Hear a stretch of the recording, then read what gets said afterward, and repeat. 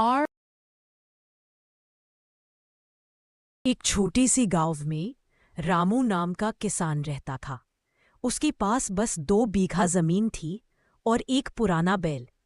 वह पढ़ा लिखा नहीं था, लेकिन मेहनती और ईमानदार बहुत था। हर सुबह सूरज निकलने से पहले खेत में पहुंच जाता और शाम तक पसीना बहाता। रामू की जिंदगी आसान नहीं थी। कभी बारिश कम होती तो फसल सूख जाती, कभी ओलावृष्टि आ जाती तो सारा अनाज बर्बाद हो जाता। लेकिन रामू कभी हार नहीं मानता। एक साल गांव में बहुत बुरा सूखा पड़ा। लोग शहर की ओर पलायन करने लगे। कुछ ने तो जमीन बेचकर मजदूरी करने का मन बना लिया। लेकिन रामू ने कहा, हम धरती से भाग नहीं सकते। हम ही तो धरती के बेटे हैं।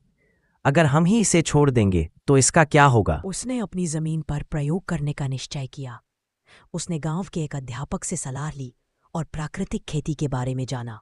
बिना रासायनिक खाद के गोबर की खाद और मल्चिंग विधि से खेती की शुरुआत की। लोग हंसते थे, कहते थे, रामू पगला गया है। बिना यूरिया और कीटनाशक के खेती होती है क्या? लेकिन रामू डटा रहा। धीरे धीरे उसकी मिट्टी में जान लौट आई।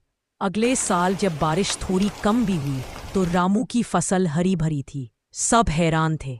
उसने प्याज, लहसुन और टमाटर की मिश्रित फसल उगाई। कीड़े नहीं लगे और लागत भी आधी रह गई। उसकी सब्जियां इतने स्वादिष्ट और ताजगी से भरपूर थीं कि शहर से व्यापारी खुद गांव आकर खरीदने लगे। गांव के लोग जो पहले उसका मजाक उड़ाते थे, अब उससे सीखने आने लगे।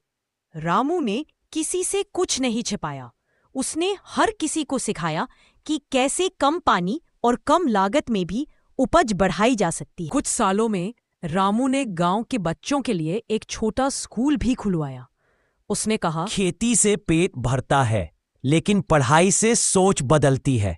अब रामू सिर्फ एक किसान नहीं रहा, वह गांव का प्रेरणा स्रोत बन गया। कहानी की सीख: कठिनाइयों से भागो मत, उनका सामना करो। प्रयोग करने से डरो मत।